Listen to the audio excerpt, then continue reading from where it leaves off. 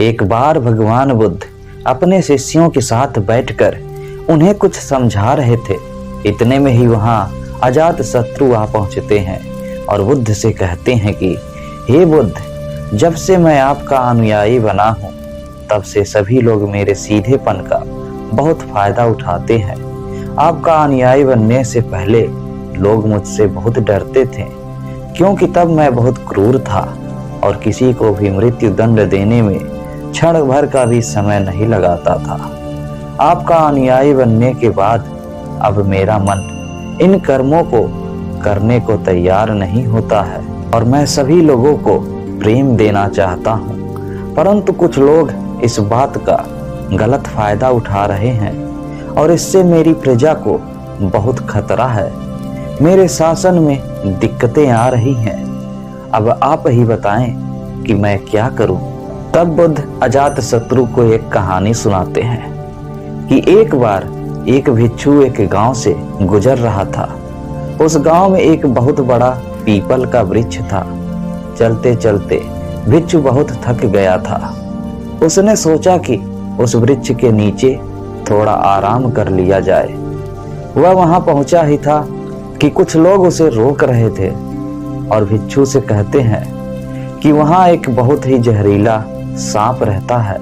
उसने बहुत से लोगों को डस लिया है। वह इतना खतरनाक है कि जो भी उसके सामने आता है वह उसे जिंदा नहीं छोड़ता है। भिक्षु मुस्कुराता है और कहता है, एक दिन तो सभी को मरना है। अगर मुझे आज ही मरना होगा तो इसमें कौन सी बड़ी बात है। आप मेरी जरा भी चिंता ना करें और मुझे आज्ञा दें। भिक्षु वहां से चल देता है और पेड़ के नीचे अपना आसन बिछाकर बैठ जाता है। थोड़ी ही देर बाद उसके सामने सांप आता है और उससे कहता है, क्या तुम्हें मुझसे डर नहीं लगता? क्या तुम्हें पता नहीं यह मेरा इलाका है और यहाँ पर आने की किसी की भी हिम्मत नहीं होती है। तब भिक्षु उसे बहुत ही प्रेम के साथ कहता है, इसमें डर वाली कौन सी बात है?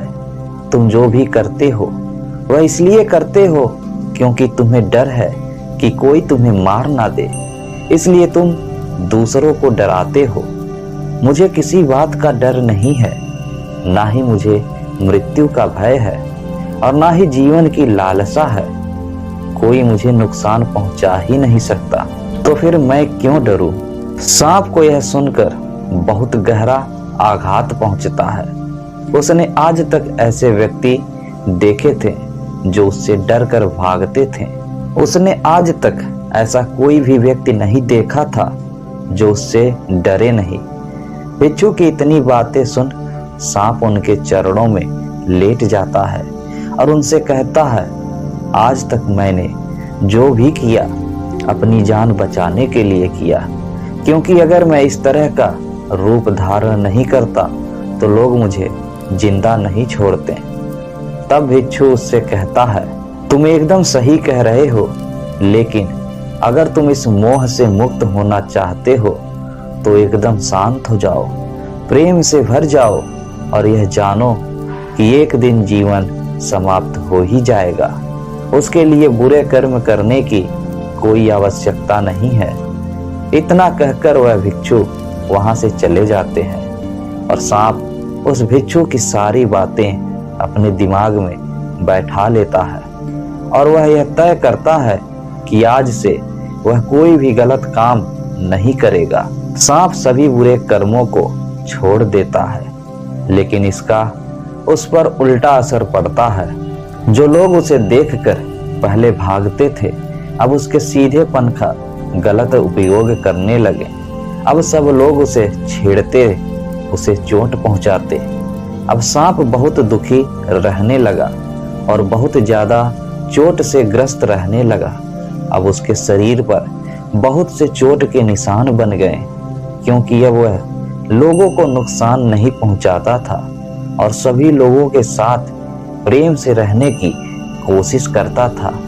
लेकिन लोगों में उसके प्रति जो भय था वह ही उसे सुरक्षित रखता था।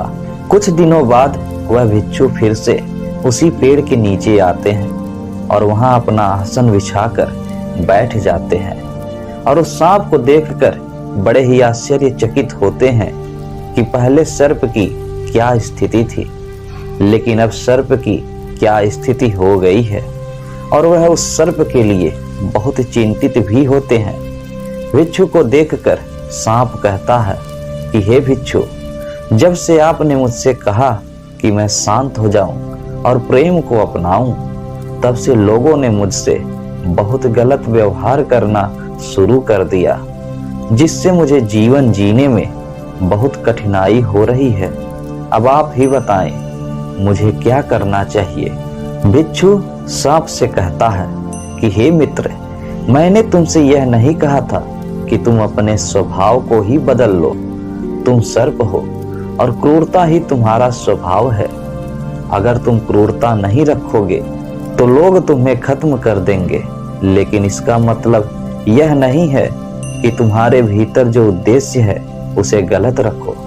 तुम्हें भीतर से अपने आप को सही रखना है और बाहर से खुद को वह दिखाना है जो जरूरी है, क्योंकि सर्प एक जहरीला जीव है और लोगों में उसके लिए भय होना आवश्यक है।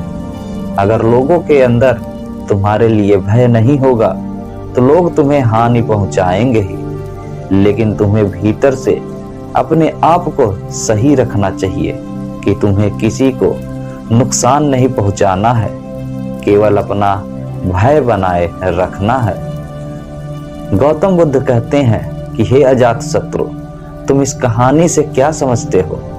इसका मतलब यही है कि तुम अपने स्वभाव को मत बदलो, तुम अपने आप को समझो। तुम अपने आप को प्रेम पूर्ण पाओगे तो अपने उद्देश्य को अच्छा पाओगे, फिर तुम्हें उससे खुशी मिलेगी, और जब तुम्हें खुशी मिलेगी तो तुम लोगों को खुशी दे सकोगे। और यहाँ इस बात की जरा भी जरूरत नहीं है कि तुम बाहर से लोगों को क्या दिखा रहे हो। जरूरत इस बात की है कि तुम भीतर से अपना उद्देश्य क्या रखते हो।